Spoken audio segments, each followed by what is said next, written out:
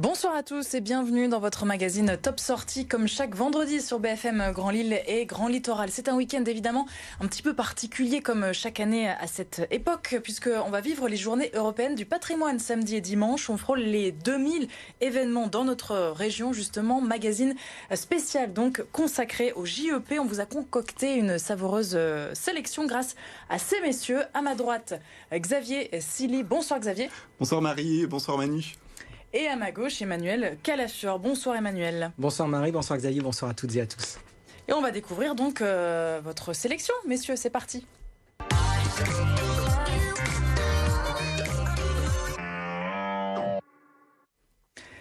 Et Xavier, pour débuter, on prend la direction du littoral avec le feu de Saint-Paul-sur-Mer qui a été élu le plus beau phare de France. Dis donc, on est fiers, ça ? Une belle fierté pour ce phare de Saint-Paul-sur-Mer qui n'est pas forcément placé dans un lieu très glamour puisqu'on le retrouve sur la digue du Brec, entouré d'usines.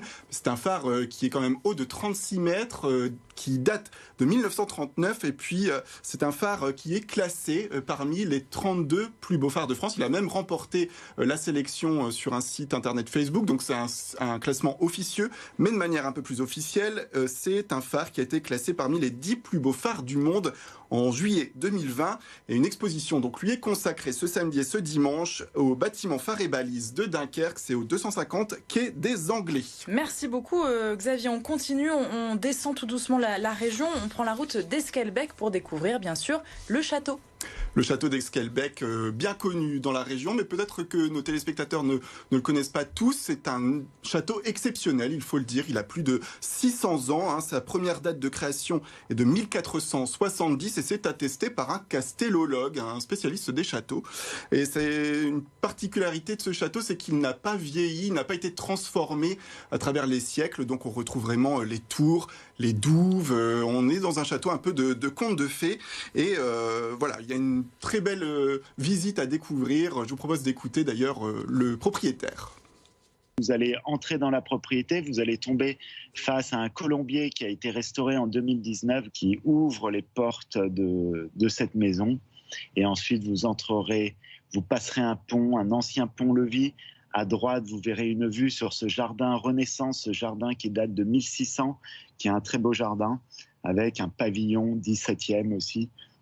Et vous entrez à l'intérieur de ce château, vous aurez accès à des salons historiques. Ensuite, on entrera dans un salon qui est en cours de restauration, qui est le salon de marbre, où on a installé des meubles de la même époque. On a essayé de faire plonger le spectateur, le visiteur dans une époque, dans celle du 18e. Voilà, et une exposition viendra conclure cette visite assez emblématique. Au château donc d'Esquelbecq, puisque nous sommes dans les Flandres. Emmanuel, vous nous faites découvrir le musée de Flandre à Cassel, un classique, on peut le dire. Un classique de l'étape, comme on aime dire, notamment en vélo et en cyclisme. Mais là, c'est parce qu'il y a une nouvelle exposition. La dynastie Franken, ces peintres oubliés, mais dont l'influence dans le monde artistique du XVIe siècle est importante, mais aussi pour ces journées européennes du patrimoine. Vous pourrez écouter Espiègle. C'est un spectacle conté par Monique Michel. Et puis surtout, il y a un party game, un parcours surprise à 4 ou à 6 dans le musée. C'est quoi ça, party game? Escape game, non? C'est quoi du coup? C'est à peu près la même chose, c'est comme un escape game, c'est simple. À l'entrée, on vous donne une petite pochette avec 9 cartes de défi.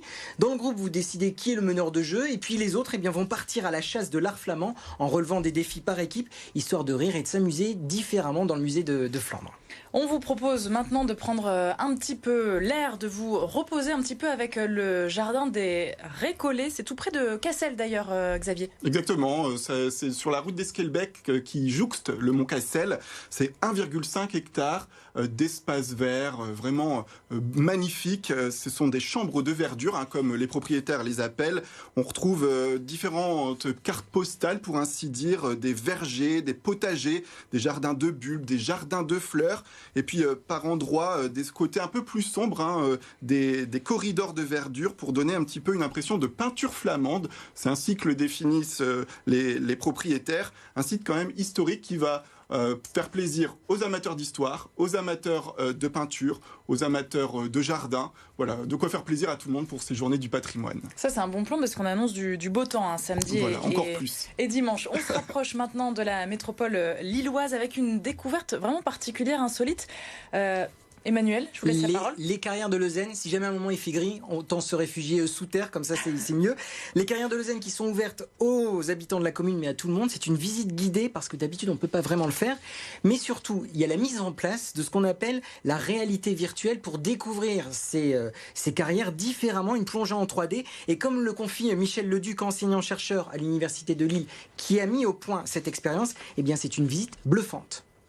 On a vraiment l'impression d'y être, donc on peut soit se déplacer en faisant quelques pas, et donc l'image que l'on a dans le casque associé donne l'impression qu'on se déplace dans les carrières, ou alors on peut utiliser une manette qui permet d'avancer.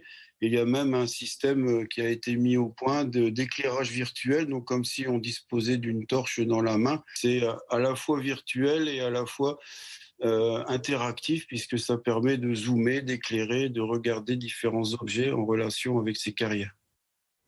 Alors la visite se fait donc par réservation auprès de la mairie, puis sur présentation du pass sanitaire. Et puis Marie, allez, si je vous emmenais à bord ce week-end en voyage dans un train mythique. Ça veut dire que vous avez eu des billets pour l'Orient Express. Absolument Marie, je suis prêt à tout pour vous, grâce à notre reporter Élise Derbaumet qui a pu le visiter en avant-première. Alors il est stationné en ce moment à la gare Lille-Flandre, c'est jusqu'à dimanche. Rendu célèbre, vous le savez, par le livre d'Agatha Christie, oui, le roman Le Crime de l'Orient Express. Il a fait rêver des générations, notamment parce qu'au début du XXe siècle, c'était une destination prisée pour aller jusque Constantinople.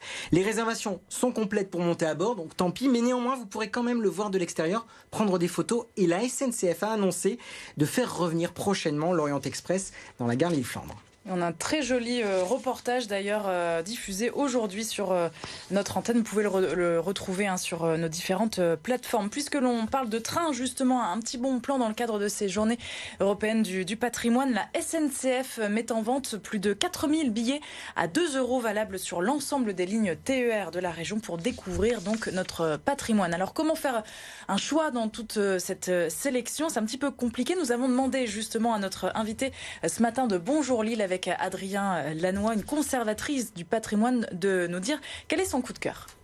Alors un seul lieu, c'est très difficile à choisir. Si on doit vraiment faire un choix, je dirais pour le département du Nord, l'église Saint-Joseph à Roubaix, une église 19e, fin 19e au décor assez extraordinaire dont la restauration vient de s'achever et qui est inaugurée demain par le préfet et le directeur régional des affaires culturelles. Et dans le Pas-de-Calais, le Beffroi de Béthune dont la restauration vient également de s'achever, édifice emblématique Berne et patrimoine mondial de l'UNESCO. Et vous, messieurs, alors Xavier, un petit choix pour ce week-end parmi votre sélection? Sans hésiter, le château d'Esquelbecq. Vraiment, en plus, ils ont enlevé tous les échafaudages, le matériel de chantier, vraiment pour que ce soit le mieux possible pour les visiteurs. Esquelbecq, Emmanuel? Samedi, je vous emmène en train à bord de l'Orient Express, et dimanche, on va peut-être faire un petit tour au musée de Flandre. C'est mon musée préféré, autant en profiter. Puis surtout, ce party game, on peut amener les enfants, donc autant s'amuser en famille dimanche. Ça, c'est bien, en famille. Merci beaucoup, Emmanuel, et merci Xavier pour cette sélection. Donc pour les journées européennes du patrimoine, c'est tout le week-end, c'est gratuit, c'est un événement national. Et on poursuit avec les petites sorties.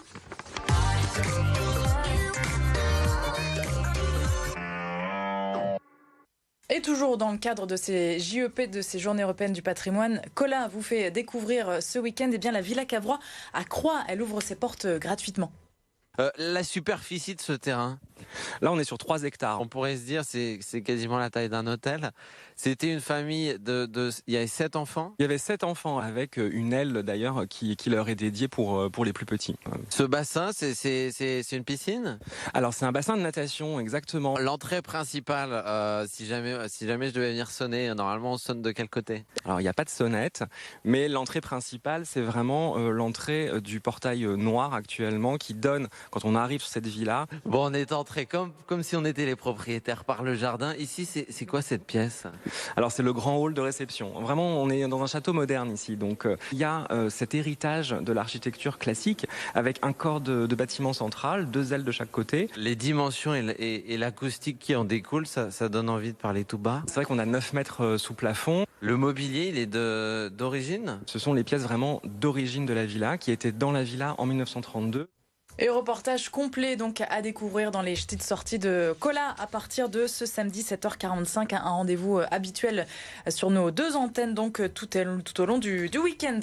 Merci à tous les deux donc pour ce magazine consacré au JEP. On se retrouve bien sûr lundi. On vous souhaite un très très bon week-end. Reposez-vous bien et profitez-en.